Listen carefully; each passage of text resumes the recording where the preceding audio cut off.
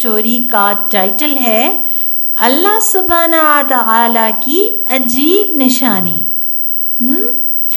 اللہ سبحانہ تعالیٰ قرآن پاک میں فرماتے ہیں ام حسبت ان اصحاب الکہف والرقیم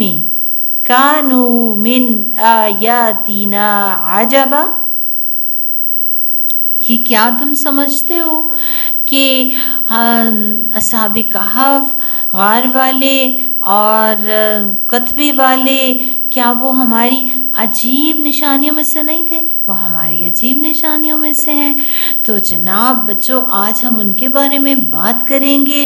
دن بھی جمعے کا ہے اور پیارے رسول نے تاکید کی ہے کہ جمعہ کے دن سورہ الکہف ضرور ریسائٹ کی جائے، پڑھی جائے، اور اس کا سب سے پہلا واقعہ ہی اصحاب کہف کا واقعہ ہے جو آج ہم شیئر کریں گے، اور اس سے ہم لیسن بھی لرن کریں گے انشاءاللہ۔ بچوں، بہت عرصہ پہلے کی بات ہے کہ ترکی کے قدیم شہر افسس میں ایک بہت ظالم بادشاہ حکومت کیا کرتا تھا۔ اس کا نام تھا دقیانوس۔ بادشاہ بچوں بت پرست تھا، اور ساری رعایا کو بھی وہ چاہتا تھا کہ وہ سب بھی بتوں کی پرستش کریں، اور جناب اس معاملے میں وہ کسی کو اسپیئر ہی نہیں کرتا تھا۔ لیکن اس کی مملکت کے اندر چند نوجوان ایسے تھے جو دنیاوی طور پہ بہت آسائشوں میں رہنے والے تھے، بہت ایلیٹ کلاس سے تھے، بہت امیروں کے بچے تھے، لیکن اللہ سبحانہ و تعالیٰ نے ان کے دلوں کو ایمان سے بھر دیا تھا، اور ان کے دلوں کو ایمان کے نور سے منور کر دیا تھا۔ اب کیا ہوا بچوں کہ بادشاہ کو کسی سے خبر ملی کہ یہ لوگ تو بت پرستی کرتے ہی نہیں۔ اسے تو بہت غصہ آیا، اور اس نے جناب ان تمام نوجوانوں کو اپنے دربار میں طلب کیا، اور ان سے ڈائریکٹ ان کے دین کے بارے میں جب پوچھا تو نوجوان جو تھے نا بچوں، انہوں نے بلا جھجک توحید کا اقرار کیا اور اپنے ایمان کا اظہار کر دیا۔ اور لوگ جو وہاں پہ دربار میں بیٹھے تھے وہ ان کی ایمانی جرت پہ ششتر رہ گئے، حیران رہ گئے کہ بڑی بات ہے کہ یہ لوگ اتنے ظالم بادشاہ کے سامنے یہ بتا رہے ہیں کہ وہ تو بتوں کی پرستش ہی نہیں کرتے، وہ تو صرف ایک اللہ سبحانہ و تعالیٰ کو مانتے ہیں۔ اور بچوں، اللہ سبحانہ و تعالیٰ نے، وہ سب الگ الگ گھروں کے تھے، لیکن ایمان کی وجہ سے اللہ سبحانہ و تعالیٰ نے ان کے دلوں کو باہم مربوط بھی کر دیا، اور ان کے اپنے اپنے دل کو مضبوط بھی کر دیا۔ جب وہ دربار میں کھڑے ہوئے، وَرَبَطْنَا عَلَىٰ قُلُوبِهِمْ إِذْ قَامُوا، قرآن کہتا ہے کہ ہم نے ان کے دلوں کو باندھ دیا جب وہ وہاں پہ کھڑے تھے، اور وہ پھر اللہ سبحانہ و تعالیٰ سے مخاطب ہو کے کہنے لگے کہ اللہ سبحانہ و تعالیٰ کو چھوڑ کر جو آسمان و زمین کا رب ہے، ہم تو کسی اور کی بندگی ہرگز نہیں کریں گے، اور یہ ہماری قوم جو کہ اصلی معبود اور حقیقی معبود کو چھوڑ کر دوسرے جھوٹے معبودوں کو اپنا معبود بنا کے بیٹھی ہے، یہ ان کی معبود ہونے بھی کوئی دلیل کیوں نہیں لاتے کہ یہ واقعی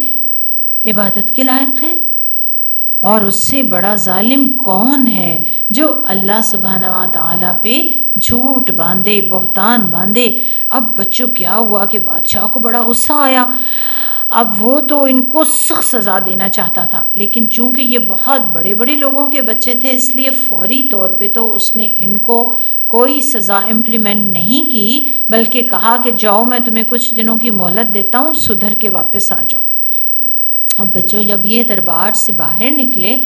تو آپس میں مشورہ کرنے لگے کہ اب ہم کیا کریں، کیونکہ اگر ہم یہاں رہتے ہیں تو یہاں رہنا خطرے سے خالی نہیں، اور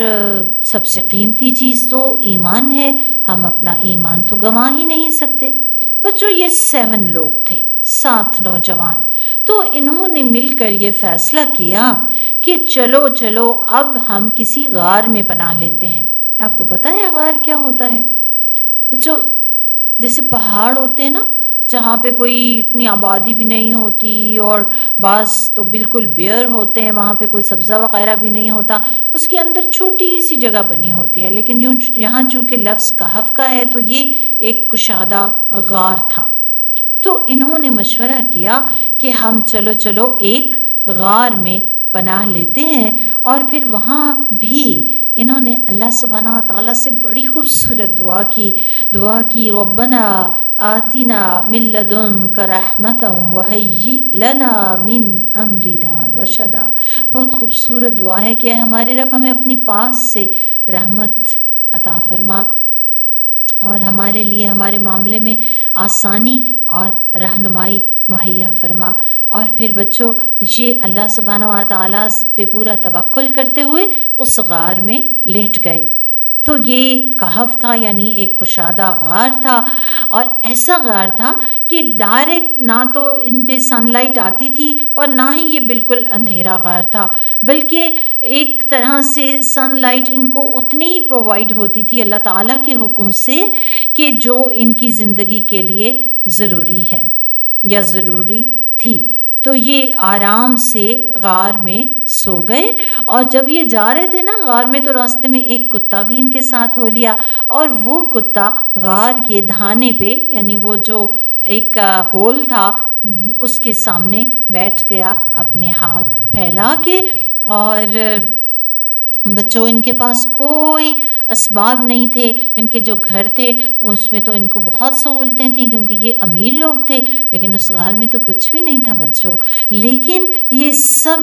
اپنے ایمان کو ان دنیاوی آسائشوں سے زیادہ قیمتی سمجھتے تھے، تو انہوں نے اللہ سبحانہ و تعالیٰ پہ توکل کیا اور اس غار میں پناہ لی، اور اللہ سبحانہ و تعالیٰ سے رحمت کی امید باندھی، اور اللہ سبحانہ و تعالیٰ سے رہنمائی اور آسانی اللہ تعالیٰ سے جب طلب کی تو اللہ سبحانہ و تعالیٰ نے ان کی پوری مدد کی۔ میں نے بتایا نا کہ سورج ان کو اس طرح سے اتنا ملتا تھا جتنا ان کی لائف کے لیے ضروری تھا۔ ڈائریکٹ سن لائٹ بھی اگر پڑتی تو یہ تو جھلس جاتے، اور اگر بالکل ہی نہ پڑتی تو بہت اندھیرا اور ٹھنڈ ہو جاتی، لیکن ان کو اتنی روشنی ملتی تھی جتنی ان کے لیے ضروری تھی۔ پھر اللہ سبحانہ و تعالیٰ کے حکم سے یہ کروٹیں بھی بدل دیتے۔ وَنُقَلِّبُهُمْ ذَاتَ الْيَمِينِ وَذَاتَ الشِّمَالِ، قرآن کہتا ہے کہ ہم انہیں دائیں بائیں کروٹیں بدلاتے رہے۔ پتہ ہے کیوں؟ کیونکہ اگر یہ بالکل اسٹریٹ لیٹے رہتے تو مٹی ان کے جسموں کو کھا جاتی، بیڈ سورز بن جاتے، لیکن اللہ سبحانہ تعالیٰ نے انہیں زندہ رکھنا تھا، انہیں بالکل سلامت رکھا، اور اس کے ساتھ ساتھ ان کے کانوں پہ پردہ ڈال دیا۔ مینس کہ ان کے کانوں کو اس طرح سے بند کیا کہ وہ پورے بند بھی نہیں تھے، لیکن باہر کا شور یا کوئی ایسی چیز ان کے کانوں سے نہیں ٹکراتی تھی کہ جس سے ان کی نیند خراب ہو۔ تو اللہ سبحانہ و تعالیٰ نے انہیں کم و بیش 300 ایئرس یا پھر 309 ایئرس تک، 309 سال تک بچوں سلائی رکھا۔ اور اس دوران کیا ہوا کہ وہ جو مشرک بادشاہ تھا، کیا نام تھا اس کا؟ دقیانوس، وہ تو مر چکا تھا، اور اس کی جگہ جو نیا بادشاہ آیا تھا وہ جناب بیدوسیس اس کا نام تھا، اور وہ اللہ سبحانہ و تعالیٰ کو ماننے والا تھا اور وہ شرک نہیں کرتا تھا۔ لیکن اس زمانے میں جو لوگ تھے بچوں، ان کے اندر یہ کنسیپشن ویک ہو گیا تھا کہ اللہ سبحانہ و تعالیٰ انسانوں کو زندگی دینے کے بعد موت دیں گے اور موت کے بعد دوبارہ اٹھائیں گے۔ تو وہ لوگ اس بات کو یقین سے نہیں لے رہے تھے، اور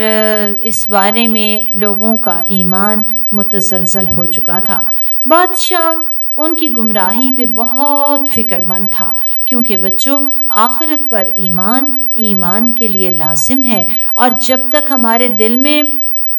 یقین ہوتا ہے نا کہ ہم نے مرنے کے بعد دوبارہ اٹھائے جانا ہے، تو پھر تو ہم اچھے کام کرتے ہیں، پھر ہم جھوٹ بولتے ہوئے ڈرتے ہیں کہ یہ جھوٹ تو آخرت میں کھل جائے گا، میں اللہ سبحانہ تعالیٰ کو کیا جواب دوں گی؟ یہ دھوکہ تو میں دے ہی نہیں سکتی، کیونکہ اللہ سبحانہ تعالیٰ تو پھر مجھے سزا دیں گے۔ تو آخرت پر جو یقین ہے وہ تو ہمیں رکھتا ہے سیدھا۔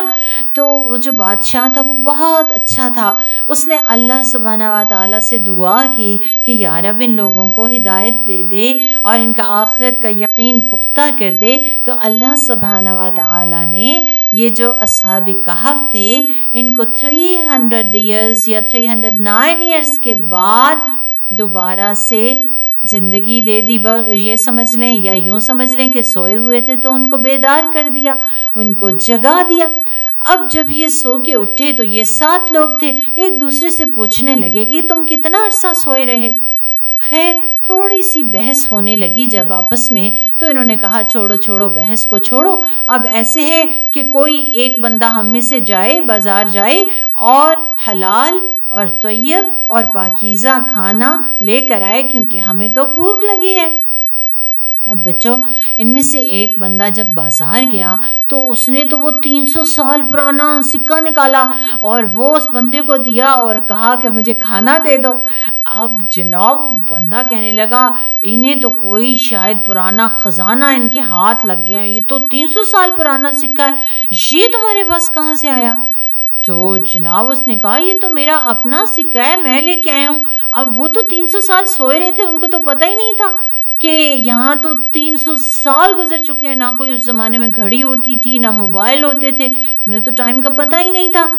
اور جناب لوگ جو تھے وہ بڑے حیران تھے، اب معاملہ تھا بڑھ گیا بہت زیادہ، بادشاہ تک پہنچ گیا معاملہ کہ یہ کیا چکر ہے۔ اب بادشاہ جو تھا نا اس نے تو وہ کتبہ پڑھ رکھا تھا جب یہ 7 نوجوان غائب ہو گئے تھے اور کسی کو ان کا پتہ ہی نہیں تھا، تو لوگوں نے ان کے نام ایک کتبے پہ لکھ کے رکھ دیے تھے۔ تو اس نے ان کے نام پڑے ہوئے تھے بادشاہ نے۔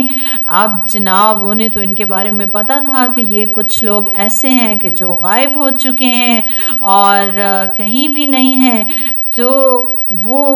ان کی ملاقات کے لیے کچھ لوگوں کے ساتھ غار میں آیا، اور اس کے بعد ان سے بات چیت کے بعد اللہ سبحانہ و تعالیٰ نے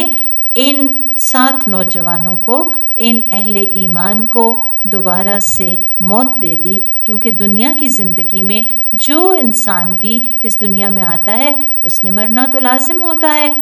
تو یہ اللہ سبحانہ تعالیٰ کی قدرت کا عجیب واقعہ ہے جو کہ قرآن پاک میں سورہ الکہف میں درج ہے، جس کے بارے میں رسول اللہ نے کہا کہ جو شخص جمعہ کے دن سورہ الکہف پڑھتا ہے تو اس کے لیے اللہ سبحانہ تعالیٰ 2 جمعوں کے درمیان نور پیدا کر دیتے ہیں، یعنی اس کو نور ہدایت نصیب ہوتا ہے۔ بہرحال بچوں یہ واقعہ جب رونما ہوا تو وہاں کے لوگوں کو یقین آ گیا کہ جو رب 300 اور مور دین 300 ایئرز تک انسانوں کو بغیر ساز و سامان کے، بغیر غذا کے زندہ رکھ سکتا ہے، سلا سکتا ہے، ان کی کروٹیں بدلا سکتا ہے، اور پھر انہیں دوبارہ اتنے سالوں بعد نیند سے جگا سکتا ہے، وہ یقیناً مردوں کو زندہ کرنے پر قادر ہے۔ لہٰذا لوگوں کا جو ایمان آخرت تھا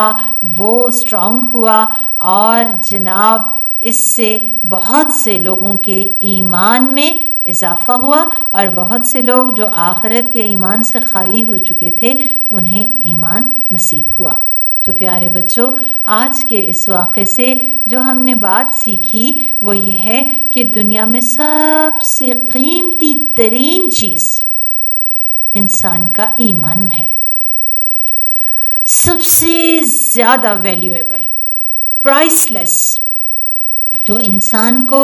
ہمیشہ اپنے ایمان پہ قائم رہنا چاہیے، اور اگر ایمان کے حوالے سے انسان پہ کوئی مشکل آئے، آزمائش آئے، اس کو کوئی قربانی دینی پڑے تو اسے دے دینی چاہیے، اور اسے رسم و رواج کی پیروی نہیں کرنی چاہیے کہ باپ دادا جو کرتے آئے وہی انسان کرتا رہے، نو، بلکہ وہ کرنا چاہیے جو اللہ سبحانہ و تعالیٰ نے حکم دیا ہے قرآن عظیم میں، اس کے مطابق ہمیں اپنی زندگی گزارنی چاہیے۔ اور کوئی مجلس ہو یا کوئی دوست ہو یا کوئی مشغلہ ہو ایسا جو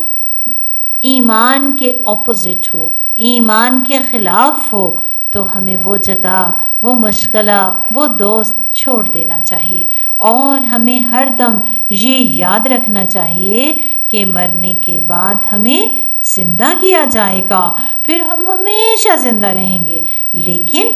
اس دنیا کی زندگی میں جو اچھے اچھے کام ہم کریں گے انشاءاللہ تعالی، اللہ سبحانہ و تعالیٰ کی رضا کے لیے ان کا بدلہ ہمیں اس دنیا میں جنت کی صورت میں، اللہ تعالیٰ کی رضا کی صورت میں، نعمتوں کی صورت میں ملے گا۔ لیکن اگر ہم نے اس دنیا میں غلط کام کیے، گندے کام کیے بچوں، تو پھر اس ہمیشہ کی زندگی میں اللہ تعالیٰ ایسے لوگوں کو سزا دیں گے۔ لہٰذا ہم نے کوئی کام کرتے وقت بھی یاد رکھنا ہے کہ کیا یہ کام اچھا کام ہے، کیا اس کام سے اللہ سبحانہ و تعالیٰ خوش ہوں گے، تو پھر ہم ضرور کر لیں۔ لیکن اگر کوئی ایسا کام ہے جو اچھا کام نہیں، جس کے بارے میں ہمیں علم نہیں کہ اللہ سبحانہ و تعالیٰ نے حکم دیا ہے، یا جس سے کسی کو تکلیف پہنچے، ہم نے انشاءاللہ وہ کام نہیں کرنا۔